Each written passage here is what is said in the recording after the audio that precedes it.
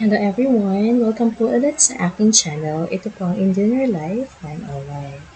At ngayon po, ituturo ko po sa inyo kung paano po mag-upload ng answer key dito sa Safeway. So, simulan ko na po ang aking tutorial. So, dito po, nakapag-login na po ako sa Safeway.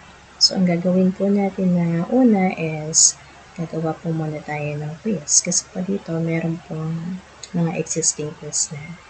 At kapag, for example, in-open ko yung science quiz at pinindot ko po yung answer, may makikita po kayo ng mga answer key dito. So, ngayon, gagawa po muna tayo ng quiz para masimulan natin ang step by step. So, click po lang po natin itong new quiz and then type natin yung quiz. For example, lagay tayo ng mathematics. Mathematics sa math na lang po yung ilalagay natin.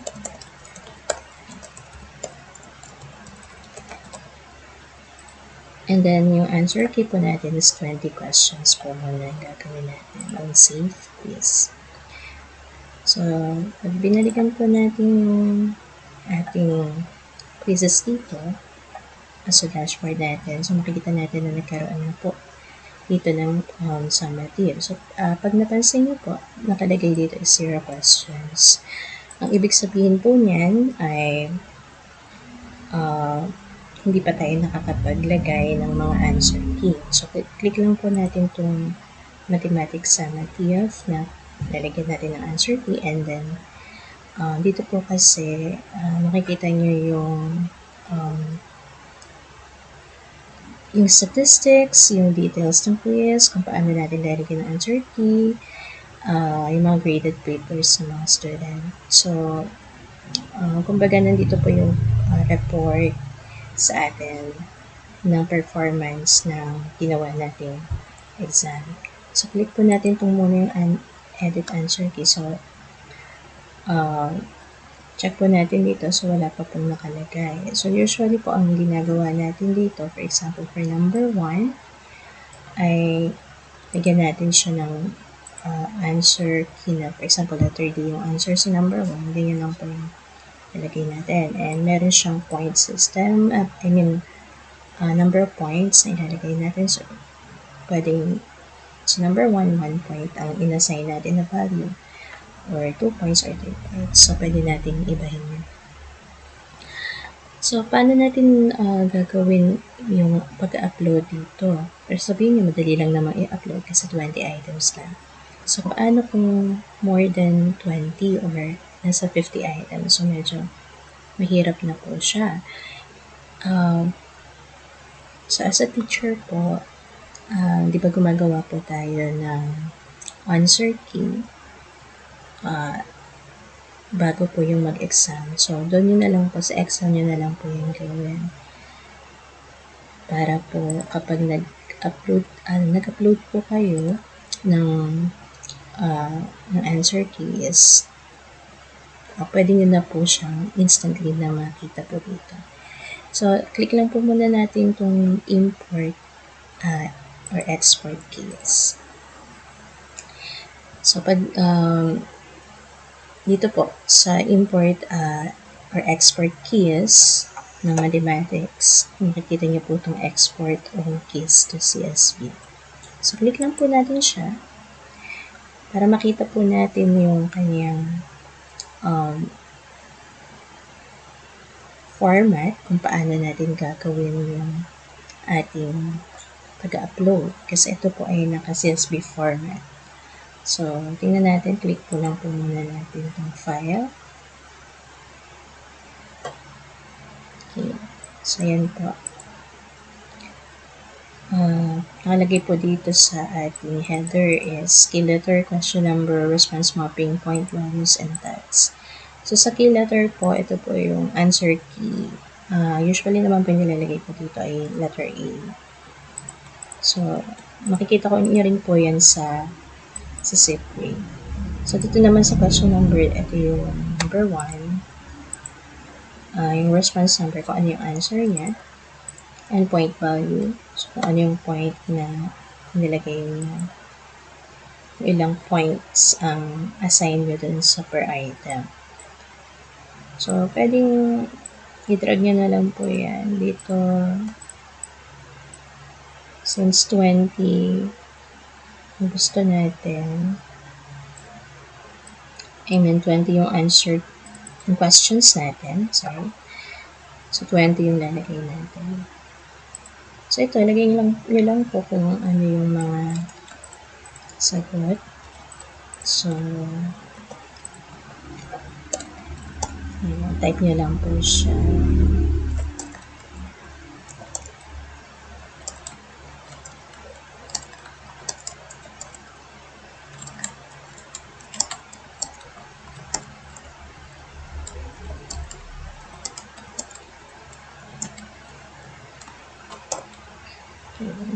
Dito po, ayan, lagyan nyo lang po natin ng points. So, save lang po natin to. And, mamaya po, makikita po natin, i-upload po natin yan. So, nandito rin lang naman yan sa download. Okay, balik po tayo dito. And, i-drag nyo po pababa or scroll pababa yung ating zip file, and makita nyo dito is select CSV file, so choose file. So ito po, makita natin na sa download file. Yan. So nandito lang din naman po siya, i-click lang po natin yung CSV file and yan. So, lalabas po dito yung in-upload natin. And then, after that, so import all this CSV. Okay, so makita nyo dito na success, all data from file imported as answer keys for this key, or for this quiz. So, pag binalikan natin yung quiz natin, yan. So, pag tinignan natin yung answer key, nandito na po lahat ng in-upload natin. So, yun na po. Meron na po tayong answer key para sa 20 items. Yung namang iba nagtatanong kung paano daw ba kapag sa per option ay iba-iba yung point system na ilalagay natin. So, for example, meron tayong ABCD. So, dun sa ABCD, merong bibigyan tayo dun ng points na 3 points, 2 points, 1 point, or 0 point. And ginagamit po natin usually to for solo taxonomy na format ng mga questions. Okay. So, paano ba natin gagawin yun? Okay, pwede kayo, balik po tayo dito sa quiz natin. So, for example, hanap na lang po natin tayo dito. So, dito, nakita nyo na po, nagkaroon siya ng 20 questions. So, for example, science quiz. Gusto natin na gawan po ng iba-ibang points per option. So, click lang po natin yung science quiz. And then, edit answer ulit. Yan, dito po, nakita nyo na may mga nakalagay na. So, pwede natin itong dagdagan ng mga answer. So, hanggang 20. Pero, since sample lang po yung gagawin po natin, so pwedeng ilan lang po yung lagyan natin. So, gawin ko po muna, i-export ko po muna itong mga yung key natin dito. And then, makikita nyo dito na meron na siyang, ito po yung format na nangyari. So, tingnan natin, closer look po muna natin ito. So, pag in-analyze natin itong, for example, for number 1, so, apat na option to na ABCD. ang mapapansin po natin, ang pinaka highest score dun sa point natin is nakalagay sa nauuna na option. So, and then dito kahit random na lang po to. So, but dito po, lagi pong nauuna yung pinakamataas na option. Kaya yan po yung i-add natin. So, lagay na po muna tayo sa number, kasi kanina hanggang number 6 lang yung ating nilagay. So, pag tinignan natin dito, ayan. So, hanggang number 6 lang ang meron tayo dyan. So, dito, dagdagan lang po natin kahit hanggang 10 items. Ayan, magsasample lang po tayo.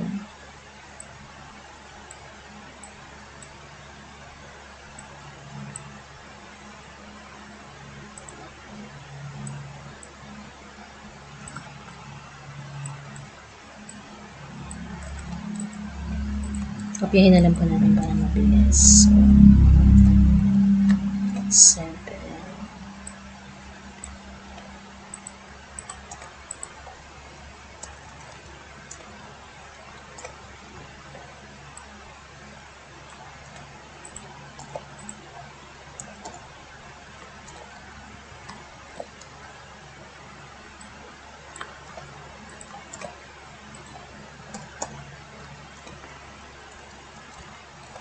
Okay.